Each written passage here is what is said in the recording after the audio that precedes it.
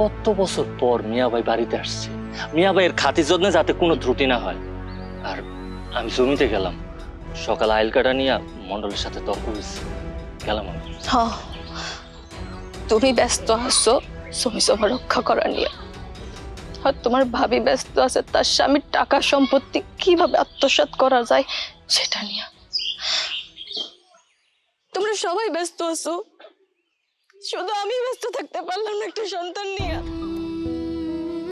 Lima, কান্নাকাটি করো না, সন্তান তো এতদিন আমগো হইতই, অসুখ বিসুখ তো আর কেউ ইচ্ছা করে করে না। তোমার একটা অসুখ আছে, ওই কারণে সন্তান হয় নাই। তবে আমার বিশ্বাস, আল্লাহর উপরে ভরসা রাখো, দেখবা আল্লাহ একদিন সত্যি সত্যি তোমার আমার ফুটফুট একটা সন্তান দিবে। দেখো তুমি। আমি জানি আমি কোনোদিন মা হইতে পারবো না। শোনো না, তুমি না আমারে কইছিলা আমার একটা পালক সন্তান আইনা দিবা, দাও না একটা পালক সন্তান আইনা।